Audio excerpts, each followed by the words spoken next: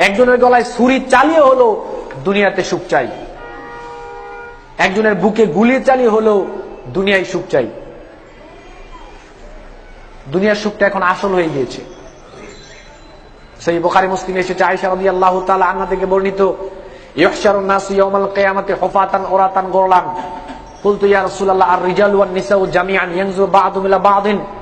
হাসরের মাঠের অবস্থাটা এরকম হবে, নারী পুরুষ সবাই হাসরের মাঠে একত্রিত হয়ে খালি পায়ে উলঙ্গ খাতনাবিহীন অবস্থায় উঠবে। আয়েশা রাদিয়াল্লাহু তাআলা আনহা বললেন, ইয়া রাসূলুল্লাহ, নারী পুরুষ কি সবাই একসাথে উঠবে, কেউ কি কারো দিকে তাকাবে না?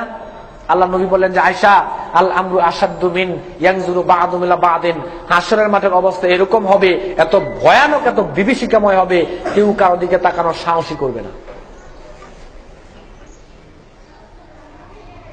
সহিহ মুসলিমে এসেছে কামিকদারি মাইলিন, সূর্য আসবে 1 মাইল দূরে, আপনার এখান থেকে ঘাম ঝরবে, ইলা কাবাইহি ওয়া ইলা রুকবাতাইহি ওয়া ইলা হাকওয়াইহি। যার যার আমল অনুযায়ী সূর্যের তাপে কারো কোমর পর্যন্ত, কারো কাঁধ পর্যন্ত, কারো কান পর্যন্ত সে ঘামের পানিতে আমল অনুযায়ী সেখানে ডুবে থাকবে। সহিহ বুখারী মুসলিমে এসেছে ডান দিকে থাকবে আমল, বাম দিকে থাকবে আমল, আর তার মুখের সামনে থাকবে স্বয়ং জাহান্নাম। বাম দিকে আমল, ডান দিকে আমল, সামনে থাকবে জাহান্নাম। 50,000 বছর মানুষ এই অবস্থায় দাঁড়িয়ে থাকবে। 50,000 বছর। পরকালের 100 বছর আর আমগো দুনিয়ার কয়েক ঘন্টা হতে পারে। এই টোটাল সময় 50,000 বছর মানুষ দাঁড়িয়ে থাকবে। সাহাবী জিজ্ঞেস করলো, ইয়া রাসূলুল্লাহ, সেখানে ঈমানদারদের অবস্থা কি হবে? যারা আল্লাহ রাসূলকে নেতা হিসেবে মেনেছিল, যারা আল্লাহ রাসূলকে আদর্শ হিসেবে মেনেছিল, যারা আল্লাহ রাসূলের তরিকায় চলেছিল, যারা রাসূলের পদ্ধতিতে ইবাদত করেছিল, তাদের অবস্থাটা কি হবে? আল্লাহ রাসূল বললেন, যোহরের সালাত থেকে আসরের সালাত, সূর্য অস্তমিত, যোহরের সালাত থেকে আসরের সালাতের মাঝখানে যে একটা সময়, ওই 50,000 বছরের সময়কে ঈমানদারের কাছে এই সামান্য সময় মনে হবে। সামান্য সময় মনে হবে। কাদের জন্য? যারা দুনিয়ার তুলনায় আখিরাতকে প্রাধান্য দিবে, যারা পরকালকে প্রাধান্য দিবে, পরকাল কেন্দ্রিক যারা জীবন যাপন করবে, যাদের জীবনের প্রত্যেকটা জায়গায় পরকালের ছাপ থাকবে, পরকালের চিন্তা করে তারা সামনে এগোবে, কাজকর্ম করবে, জীবন পরিচালনা করবে, তাদের জন্য এটা এরকম হবে। তাদের জন্য হবে এটা। পরকালে কেউ টিকবে না, কেউ টিকবে না। সহিহ বুখারী মুসলিম শরীফে এসেছে, রাসূল সাল্লাল্লাহু আলাইহি ওয়াসাল্লাম বলেছেন, ইয়াকবিদুল্লাহুল আরদা ইয়াওমাল কিয়ামা ওয়া ইয়াতুস সামাই বিয়ামিনিহি। গোটা জমিনটাকে আল্লাহ রাব্বুল আলামিন মুষ্টিবদ্ধ করবেন, আর ডান হাতে আসমানকে এভাবে রাখবেন। এবার আল্লাহ রাব্বুল আলামিন বলবে, আইনা মুলুকুল আরদি আইনাল জাব্বারুন আইনাল মুতাকাব্বিরুন। কোথায় নেতা নেত্রী? কোথায় দুনিয়ার নেতা নেত্রী?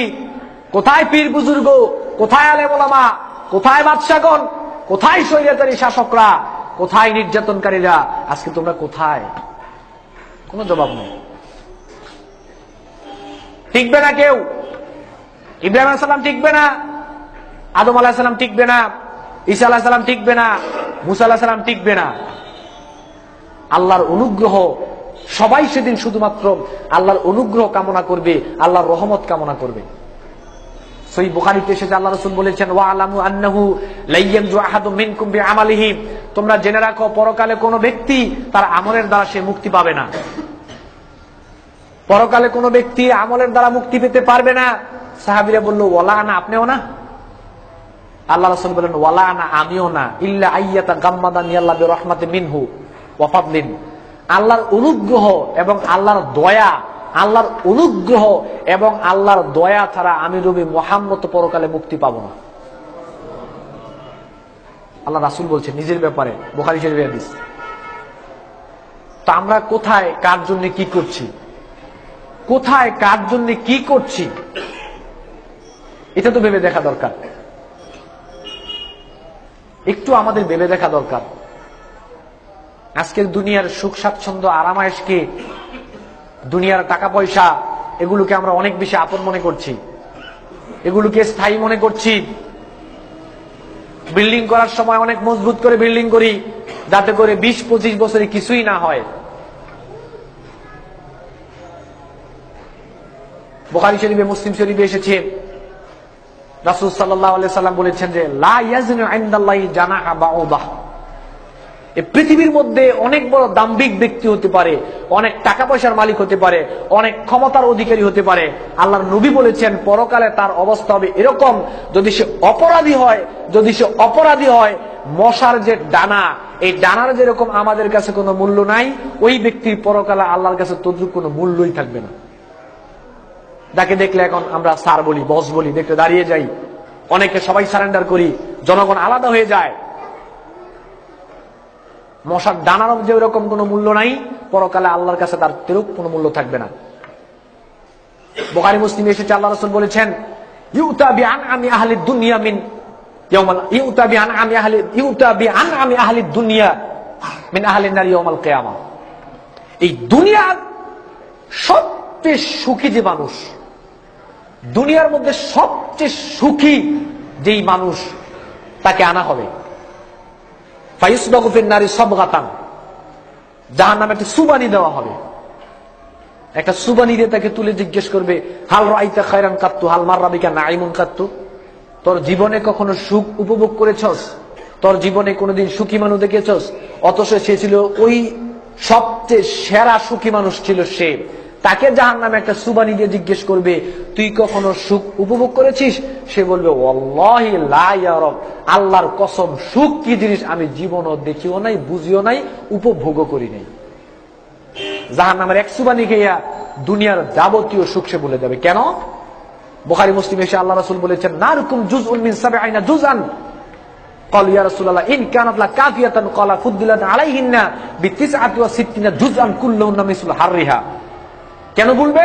কারণ এই দুনিয়ার আগুনের তুলনায় জাহান্নামের আগুনটা তার 70 গুণ বেশি তেজি। সেই আগুনের মধ্যে তাকে একটা সুবানি দেওয়ার পরে দুনিয়াতে এত আরাম, এত আয়েশ, এত সুখ, সমস্ত কিছু সে ভুলে যাবে। মুসলিম শরীফে এসেছে যে কুন্না মা রাসূলিল্লাহ সাল্লাল্লাহু আলাইহি সাল্লাম ইয সুমিয়া ওয়াজবাতান, যে সাহাবীরা বলল আমরা আল্লাহ রাসূলের কাছে ছিলাম, হঠাৎ একটা বিকট আওয়াজ হলো। আল্লাহ রাসূল জিজ্ঞেস করলেন আতাদরুনা মা হাযা, তোমরা কি জানো এটা কিসের আওয়াজ হয়েছে? সাহাবীরা বলল আল্লাহু ওয়া রাসূলু আ'লামু, আল্লাহ এবং তার রাসূলই ভালো জানেন, আমরা জানি না।